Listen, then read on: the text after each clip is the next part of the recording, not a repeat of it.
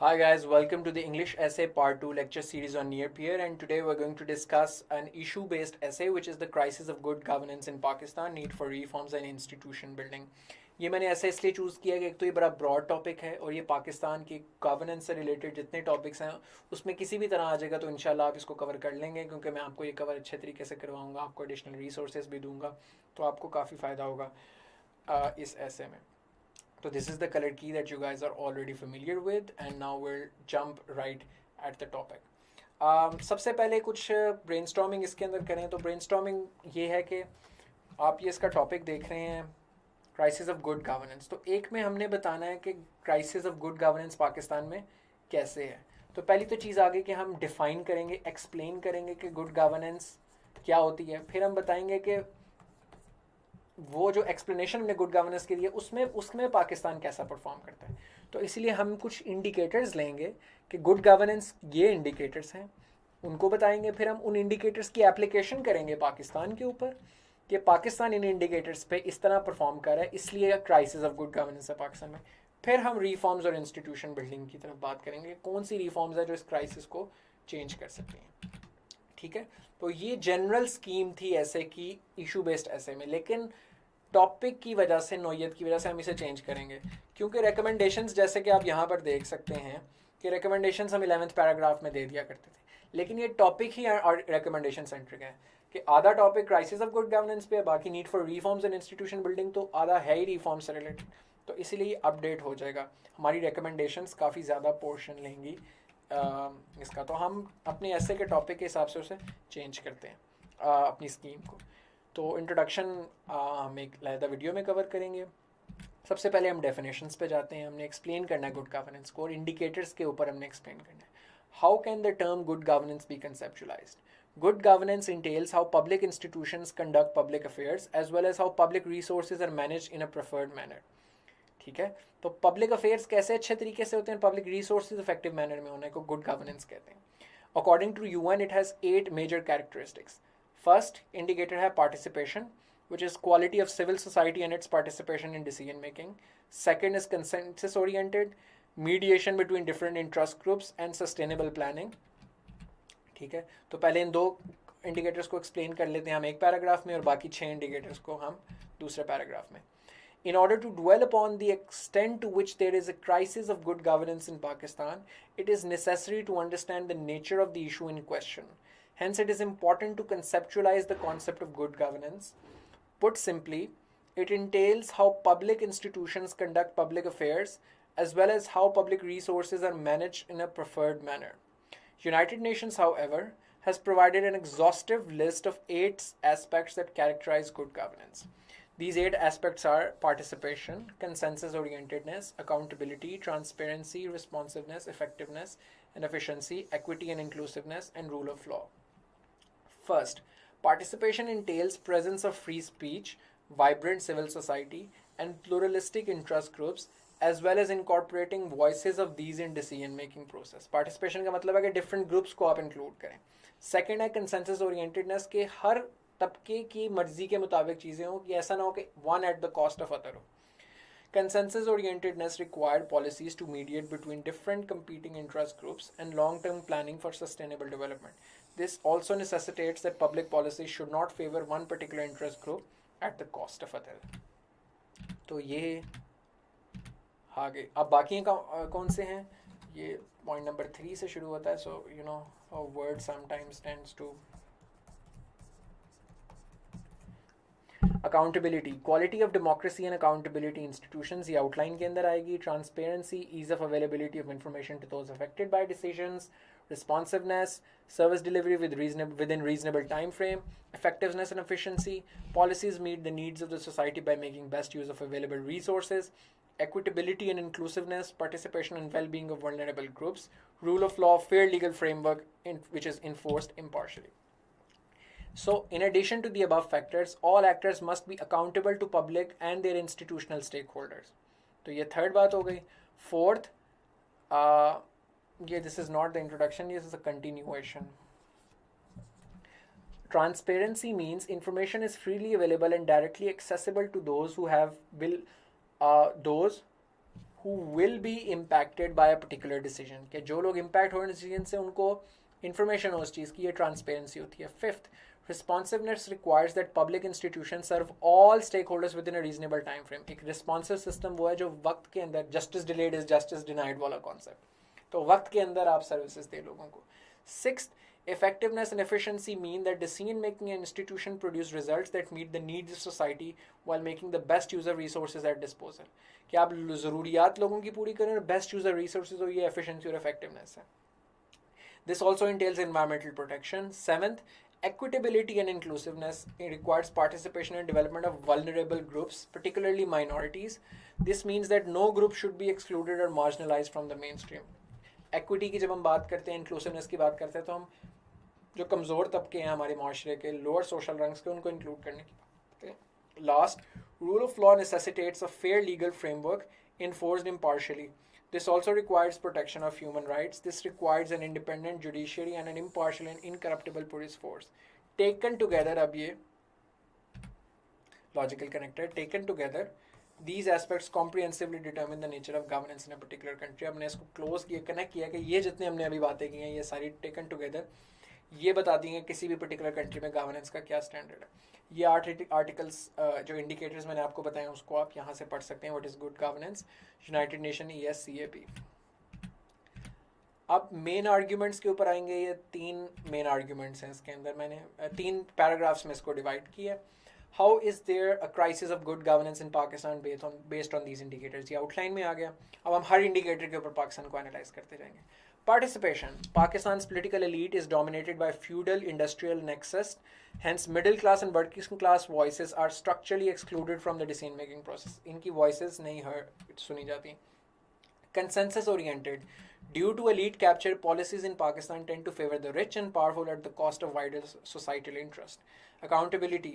Impartial and across-the-board accountability has been undermined by repeated martial laws, questionable electoral results, and a dysfunctional and politicized accountability institutions. Fourth, effectiveness and efficiency. Policies are drafted for short-term political gains rather than long-term sustainable solutions. अब इसका body में paragraph क्या होगा? पहले तो signpost आ गया. After establishing the indicators of good governance, अब आगे argument introduced. This section will evaluate Pakistan's performance on each of them. First, Pakistan's governance structure is non-participatory. हमने जो बात की है participation में, तो पाकिस्तान की non-participatory structure है. The political elite generally hails from either rural feudal or urban industrialist class, none of which represent the interests of the middle class and working class population. Second, a natural byproduct of non-participatory character of decision making in Pakistan is that it lacks pluralistic character, and as major policy decisions tend to favor the rich. ठीक है, तो अमीर को फ़ायदा होता है यहाँ पे, तो इसलिए consensus oriented नहीं है. Export subsidies are often granted to large sugar and flour mills, even when there is shortage at home. अभी recently ये सारा incidents हुआ है. Prices are inflated through artificial scarcity. Hoarding करके businesses participation in prices inflate कर देते हैं. जैसे sanitizers की आपको पता है हुई, masks की हुई, चावल की, आटे की, which allow big businesses to make billions while the poor perish. Likewise, large monopolies and oligopolies exist in the country which stifle growth and competition. तो monopolies growth और competition को कम करती हैं. Third, democratic accountability has been marred due to repeated martial laws and questionable electoral results. Practices such as horse trading and party defections complicate the matter even further. Horse trading और party defections पे आप online भी एक दफ़ा पढ़ लीजिएगा. पाकिस्तान के context में जब पार्टी के members अंदर ही अपनी पार्टी के अगेंस्ट वोट करते हैं, वो उसके context में ये यूज़ होता है. Additionally, accountability institutions such as National Accountability Bureau, Anti-Corruption Establishment, FIA either lack the capacity to stop white-collar crime completely or selectively undertake trials, fanning the narrative of political victimization. This undermines the credibility of entire accountability process. अभी देखेंगे मैंने कुछ तरकीद की है रियासती कुछ institutions पे, लेकिन थोड़ा सा शुगर कोटेड वर्ड्स में कि it undermines the credibility of the accountability process. ठीक है, not outrightly saying that this whole accountability process is false, saying कि क्वेश्चनेबल तरीके से होती है. हम देखते हैं रिसेंटली पाकिस्तान की एक रियलिटी है कि अकाउंटेबिलिटी अक्रॉस द बोर्ड नहीं होती. पॉलिटिकल उस वक्त के जो हालात होते हैं, पावर्स दैट भी होती हैं, उनके बड़े साथ अलाइन करता है अकाउंटेबिलिटी प्रोसेस। तो उसको बड़ा हमने शुगर कोटेड तरीके से एक्सप्लेन किया। तो आपने भी जब इस तरह की बातें करनी और करनी पड़ेंगी CSS के एग्जाम में, क्योंकि इश्यूज़ को आइडेंटिफाई करना है लेकिन अच्छे अल्फाज में। फोर्थ, अब हम बात करेंगे ये लॉन्ग टर्म प्लानिंग की, जहाँ हम बात करते थे इफेक्टिवनेस और एफिशिएंसी की। Pakistan spends much lower on social sectors such as education and health compare to social sector spending by countries with equivalent per capita incomes, जिनकी हमारी जितनी इक्विवेलेंट पर कैपिटा इनकम्स हैं जिन ममालिक की, वो हमसे ज़्यादा एजुकेशन और हेल्थ पे स्पेंड करते हैं। This reflects how government policies are drafted for short-term political gains rather than sustainable development. पहले 4 पॉइंट्स के बाद अब 5वां पॉइंट, ट्रांसपेरेंसी। आउटलाइन के अंदर, access to important information is closely guarded by government agencies which hinder the ability of independent experts to provide their technical analysis. Responsiveness, due to the bureaucratic red tape and backlog of cases, service delivery is extremely slow and both civil criminal cases take decades to get resolved by judiciary. Equity and inclusiveness, vulnerable groups such as women and minorities lack appropriate representation within the policy framework and thus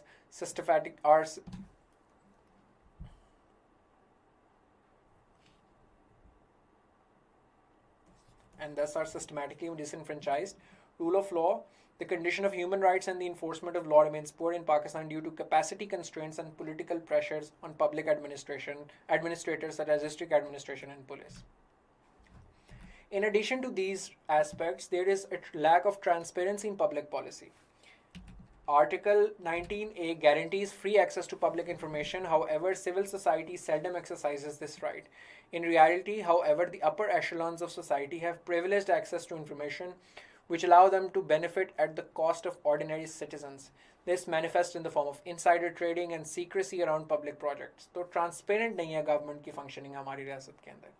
Sixth, service delivery is extremely unresponsive in Pakistan. According to UNDP report in 2012, 43% of the cases filed in the courts in Sindh took 5 to 10 years to be resolved.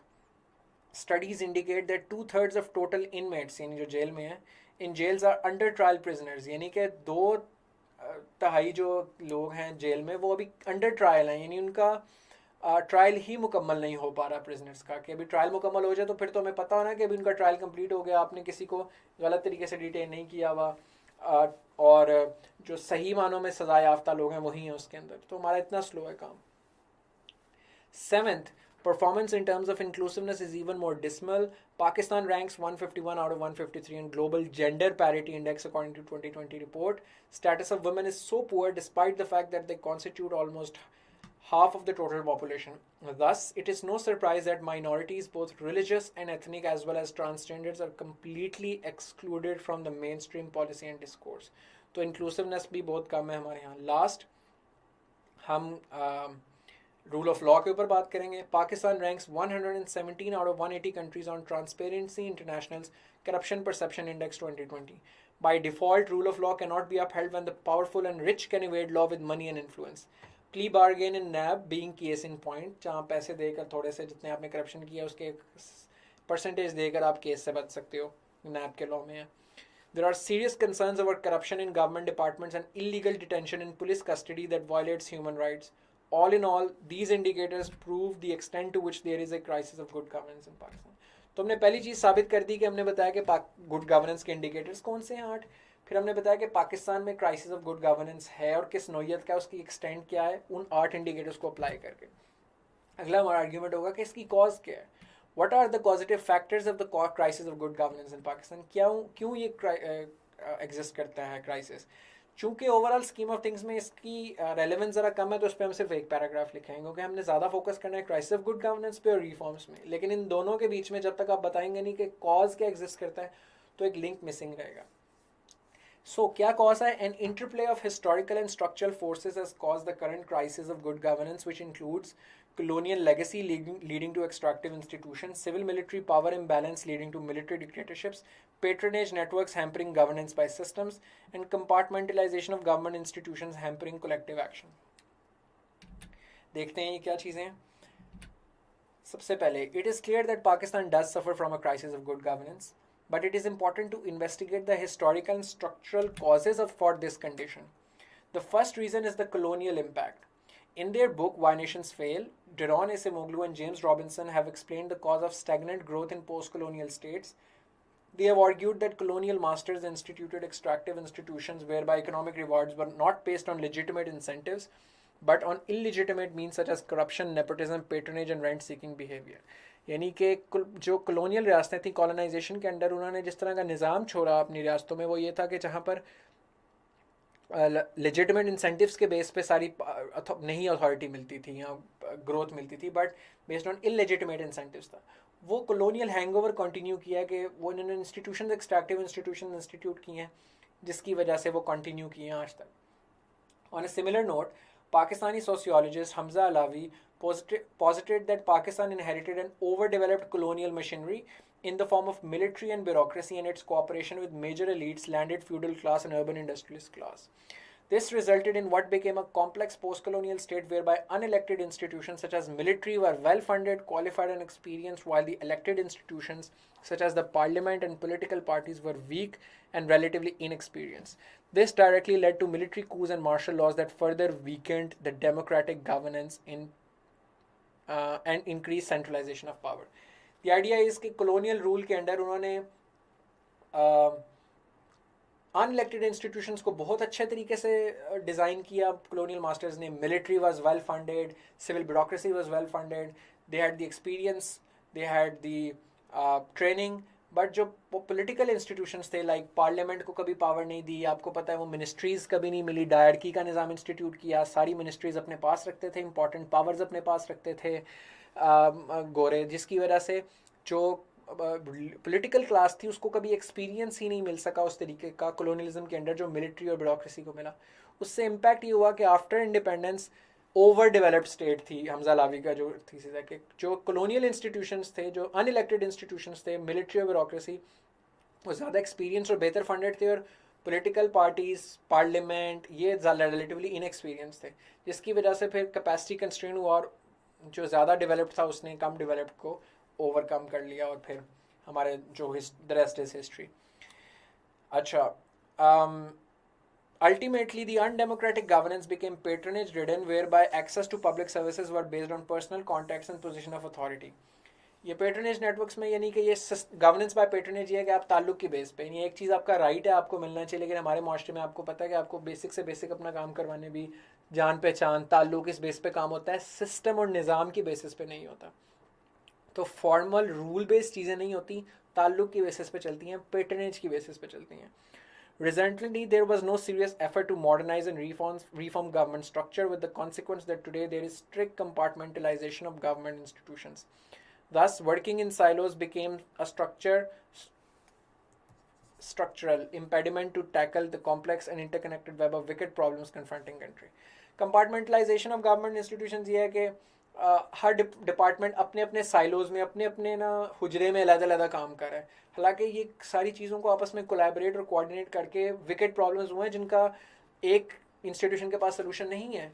Crime एक wicket problem है, crime सिर्फ police का काम नहीं है, वो finance division का भी काम है. वो इस तरीके से कि क्राइम उन जगहों में ज़्यादा होता है जहाँ गुर्बत ज़्यादा होती है, जहाँ लोगों को राइट्स नहीं मिलते, जहाँ पर लोगों को लेजिटिमेट तरीके से ग्रोथ का और डेवलपमेंट. उम्मीद करता हूँ कि आपने इस लेक्चर को एंजॉय किया होगा. कंप्लीट लेक्चर नियरपियर की ऐप जो प्ले स्टोर से या ऐप स्टोर से आप डाउनलोड कर सकते हैं या फिर वेबसाइट www.nearpeer.org के ऊपर आप देख सकते हैं. YouTube के ऊपर सारे के सारे लेक्चर जो है वो स्कैटर्ड होते हैं, कोई कहाँ पढ़ा है कोई कहाँ पढ़ा है, तो एक फ्लो नहीं बन पाता पढ़ाई का. लेकिन वेबसाइट के ऊपर ऐसा हरगिज़ नहीं है. तमाम के तमाम लेक्चर टीचर्स ने एक फ्लो के साथ एक ऑर्गेनाइज स्ट्रक्चर के अंदर डाले हुए हैं, और ना सिर्फ लेक्चर्स हैं बल्कि साथ में क्विजेस भी हैं, टेस्ट बैंक भी है, स्केड्यूल भी है प्रॉपर, जिसको आप फॉलो करके अपनी तैयारी को ऑप्टिमाइज कर सकते हैं.